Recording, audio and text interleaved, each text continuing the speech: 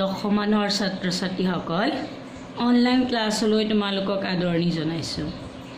আজি আমি কবিৰ দাসৰ বিৰচিত সাখী কবিতাটো আৰম্ভ কৰিছোঁ।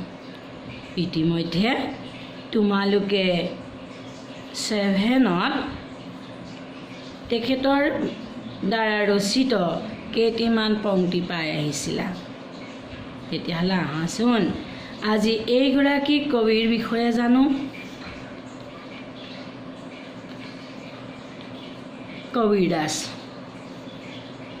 কবিৰ দাস বিৰচিত তোমালোকে সাখী কবিতাটো পাবা। कबीर दासर विषय जानोसुन आहा। हिंदी के जिन भक्त कवियों की वाणी आज भी प्रासंगिक है, उनमें संत कबीरदास जी अन्यतम हैं। उन्होंने आम जनता के बीच रहकर जनता की सरल सुबोध भाषा में जनता के लिए उपयोगी काव्य की रचना की। आपकी कविताओं में भक्ति भाव में अलावा व्यवहारिक ज्ञान एवं मानवतावादी दृष्टि का समावेश हुआ है। आपकी कविताएं अपने समय में बड़ी लोकप्रिय थीं।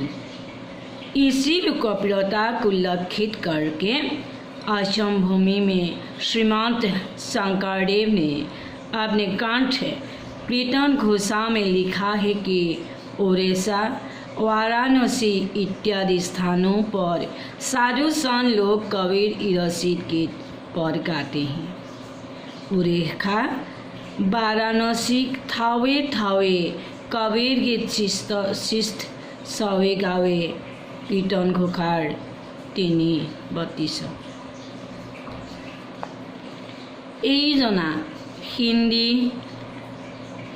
যিজন ভক্ত কবিসকলৰ বাণী আজিও বৰ্তমানেও প্ৰচলিত হৈছে, তেনে এজন সন্ত कबीर दास अन्यतम। उन्होंने आम जनता के बीच रहकर जनता की सरल सुबोध भाषा में जनता के लिए उपयोगी काव्य की तेखेते जनसाधाৰণৰ মাজত থাকি জনসাধাৰণৰ সৰল খুব সহজতে বোধগম্য ভাষাত এই জনতাসকলৰ উপযোগী কাব্য ৰচনা কৰি থৈ গৈছে। তেখেতৰ কবিতাৰ বিলাকত আমি ভক্তিভাৱৰ বাহিৰেও ব্যৱহাৰিক জ্ঞান আৰু মানৱতাবাদী দৃষ্টিৰ সমাৱেশ পাবলৈ পাওঁ। তেখেতৰ কবিতাবিলাকক তেখেতৰ সময়ত বৰ লোকপ্ৰিয় আছিল আৰু এই লোকপ্ৰিয়তাকে লক্ষ্য কৰি আমাৰ অসম ভূমিৰ শ্ৰীমন্ত শংকৰদেৱে তেখেতৰ নিজৰ গ্ৰন্থ কীৰ্তন ঘোষাত লিখিছিল যে উড়ীসা, বাৰাণসীৰ আদি ঠাইবিলাকত এইগৰাকী সাধু কবিৰ দাস বিৰচিত গীতবিলাক শিষ্যভাৱে গাইছিল। উড়ীসাৰ বাৰাণসী ঠায়ে ঠায়ে কবিৰ গীত শিষ্যভাৱে গাৱে। উড়ীসাৰ বাৰাণসীৰ ঠায়ে ঠায়ে কবিৰ দ্বাৰা ৰচিত গীতবিলাক শিষ্যভাৱে ছাত্ৰসকলে গাইছিল। महान कबीर दास की रचनाएं अपने समय में भी लोकप्रिय थी, आज भी वे लोकप्रिय हैं और यह लोकप्रियता आगे भी बनी रहेगी। कविताओं की तरह उनकी जीवन गाथा भी अन्यतम रोचक है। कहा जाता है कि स्वामी रामानंद के आशीर्वाद के फलस्वरूप सन 1398 में काशी में एक इदवा ब्राह्मणी के गर्भ से आपका जन्म हुआ था। लोकलज्जा के कारण जन्म के तुरंत बाद माँ ने इस दिव्य बच्चे को लहरटारा नामक स्थान के एक तालाब के किनारे छोड़ दिया था। महात्मा कबीर दासर रचना तेखेतर সময়তো লোকপ্ৰিয় আছিল, আজিও সেইবিলাকৰ লোকপ্ৰিয়তা আছে আৰু এই লোকপ্ৰিয়তা ধাৰাবাহিকভাৱে আগলৈও চলি থাকিব। কবিতাবিলাকৰ নিচিনাকৈ তেখেতৰ জীৱন কাহিনীও অত্যন্ত মনোমোহক। কথিত আছে, কোৱা হয় যে স্বামী ৰামানন্দৰ আশীৰ্বাদৰ ফলস্বৰূপে 1398 চনত কাশীৰ এগৰাকী বিধৱা ব্ৰাহ্মণীৰ গৰ্ভত তেখেতৰ জন্ম হৈছিল। এই লোকলজ্জাৰ কাৰণে জন্মৰ পাছতেই এই দিব্য বালকটিক লহৰতৰা নামৰ ঠাইত এটা পুখুৰীৰ কিনাৰত মাকে एरी थी वहाँ से गुजरते हुए नीरू और नीमा नामक मुसलमान जुलाहा दंपति को वो बालक मिला।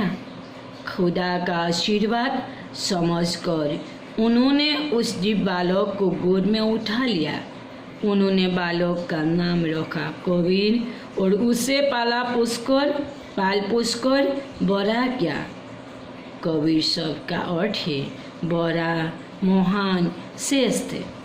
आगे चलकर कबीरदास जी सचमुच बड़े संत, श्रेष्ठ भक्त और महान कवियों ने सन 1518 में मगहर स्थान में आपका देहावसान हुआ।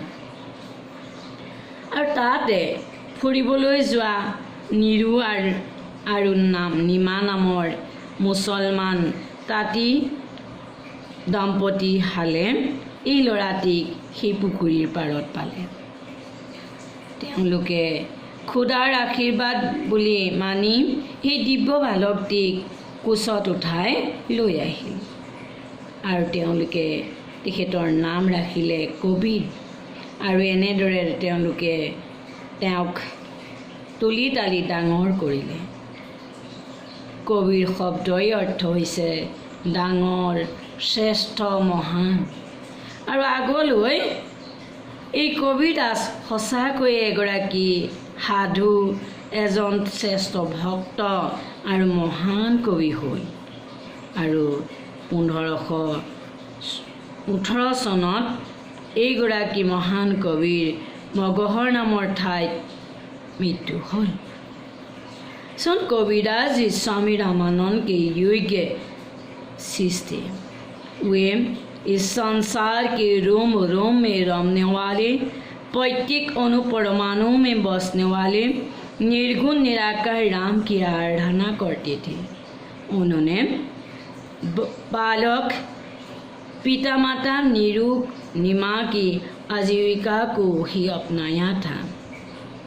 साधु कबीरदास जी स्वामी रामानंदर एजन योग्य शिष्य हब पारिছিল আৰু তেওঁ সংসাৰৰ হীৰা উপশীৰাত বসতি লাভ কৰা প্ৰত্যেক অণু পৰমাণুৰ নিৰ্বাস স্থানত নিৰ্গুণ নিৰাকাৰ ৰামক আৰাধনা কৰিছিল। আৰু তেওঁৰ এই পালিত মাক দেউতাক নীৰু নেমাক যি আজীৱিকা বা উপাৰ্জন সেইখিনিক তেওঁ নিজৰ হিচাপে মানিছিল, নিজৰ কৰি লৈছিল। कर्मयोगी कबीर जी जुलाहे का काम करते करते अपने आराध के गीत गाया करते थे। अपने काम के सिलसिले में घूमते फिरते थे। वे लोगों को तरह तरह के उपदेश देते थे। परवर्ती समय में शिशु ने उनकी अमितोपम वाणियों को लिखित रूप प्रदान किया। महात्मा कबीरदास की रचनाएं बीजक नाम से प्रसिद्ध हुई। इसके 3 भाग हैं, साखी, सबद और रेमिनी। এইগৰাকী কৰ্মযোগী তাঁতিৰ কাম কৰি কৰি নিজৰ আৰাধ্যজনৰ গীত গাইছিল। নিজৰ কাম কাজৰ ক্ষেত্ৰখনত ঘূৰি ফুৰিছিল। তেখেতে নানা ধৰণৰ উপদেশ বাণী আগবঢ়াইছিল আৰু পৰৱৰ্তী সময়ছোৱাত তেওঁৰে এই শিষ্যসকলে তেখেতৰ এই অনুপম বাণীবিলাকক লিখিত আকাৰ প্ৰদান কৰিছিল, লিখিত ৰূপ দিছিল। আৰু মহাত্মা কবিৰদাসৰ বীজক নামৰ ৰচনাখন অতি প্ৰসিদ্ধ আৰু ইয়াক 3টা ভাগত ভাগ কৰিছে। সেইকেইখন হৈছে সাখী, शबद और रिमेनी। भाषा पर कविराज जी का भरपूर अधिकार था। उनकी काव्य भाषा वस्तुतः तत्कालीन हिंदुस्तानी है, जैसे ईदियानों ने सदुक्की, ककड़ी, पंचमेल खिसरी आदि कहा है। जनता के कवि कबीरदास ने सरल, सहज, बोधगम्य और स्वाभाविक रूप से आए अलंकारों से सजी भाषा का प्रयोग किया है। ज्ञान, भक्ति, आत्मा, परमात्मा, माया, प्रेम, ऐराग आदि गभीर विषय उनकी रचनाओं में अत्यंत सुबोध एवं स्पष्ट रूप में व्यक्त हुए हैं। জানানে কবিৰাজৰ ভাষাৰ তো সম্পূৰ্ণ অধিকাৰ আছিল।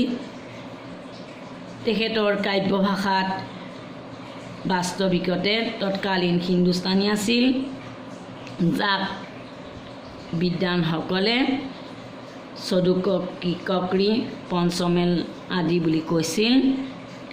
এই জনতাৰ কবিগৰাকীয়ে জনতাৰ হকে সৰল, সহজে বুজি পোৱা, স্বাভাৱিকভাৱে অহা অলংকাৰবিলাক প্ৰয়োগ কৰি সজাই পেলাই ভাষা প্ৰয়োগ কৰিছিল। জ্ঞান, ভক্তি, আত্মা, পৰমাত্মা, মায়া, প্ৰেম, বৈৰাগ্য আদি গভীৰ বিষয়বিলাক তেখেতে ৰচনা কৰি অত্যন্ত সহজে বুজি পোৱাকৈ আৰু স্পষ্ট ভাৱেৰে তাক বৰ্ণনা কৰিছিল। আহাচোন এতিয়া আমি কবিতাটোৰ সাখী কবিতাটোৰ सारांश जाऊँ। साखी शब्द मूल संस्कृत शब्द साखी से विकसित है। साखी से संबंधित शब्द है साख, जिसका अर्थ है प्रत्यक्ष ज्ञान। गुरु सत्य है। साख प्रमाण के साथ शिष्य को इहलोक और परलोक के तत्वज्ञान की शिक्षा देते हैं। এই সাখী শব্দটো মূল সংস্কৃত শব্দৰ সাখীৰ পৰা আহিছে, বিকাশ হৈছে। সাখীৰ সম্বন্ধিত শব্দ হৈছে সাক্ষ্য, যাৰ অৰ্থ হৈছে প্ৰত্যক্ষ জ্ঞান। গুৰু সত্যৰ সাক্ষ্য প্ৰমাণৰ লগতে শিষ্যসকলক ইহলোক আৰু পৰলোকৰ তত্ত্বজ্ঞানৰ শিক্ষা দিয়ে।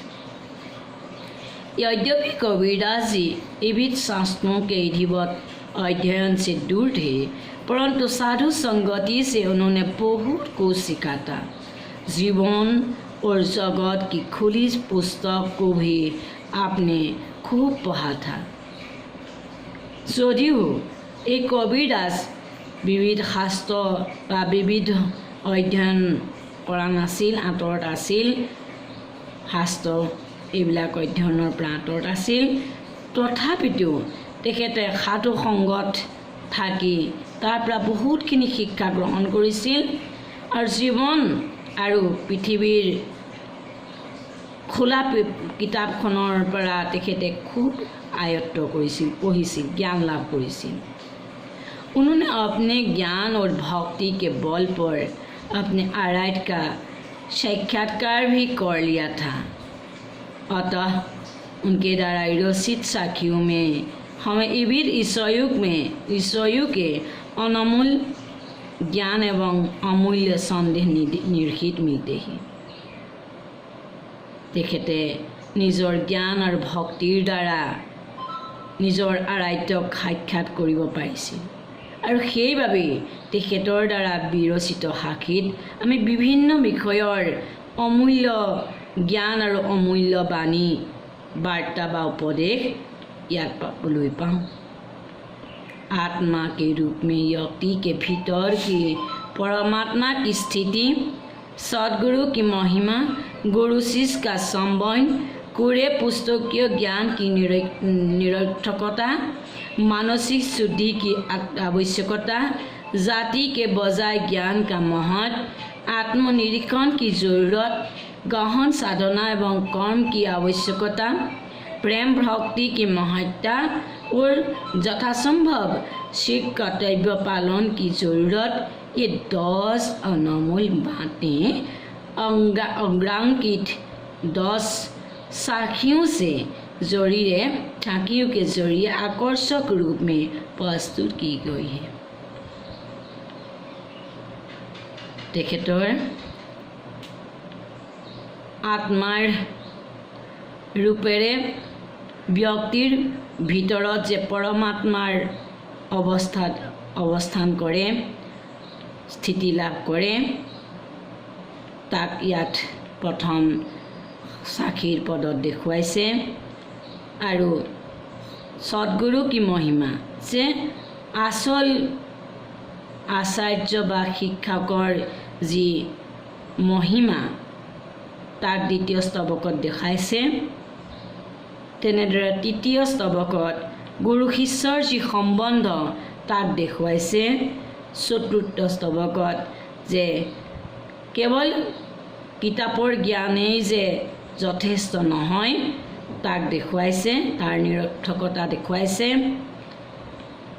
केवल माला जपिए बा विभिन्न शास्त्र पढ़िले जे मानु ज्ञानी নহয়, जे आसल निजर मानसिक जे मनर जी पवित्रतायहे जे भगवानक लाभ करिब पारि, तार कि हल पंचम स्तबकत देखुवाइसे। तेनेदरे षष्ठ स्तबकत आमाक देखुवाइसे जे जात पातर विचार नकरी केवल ज्ञानके आमी जे महत्व দিব লাগে ताक देखुवाइसे। आको 7 নম্বৰ स्तबकत आमाक देखुवाइसे कि हल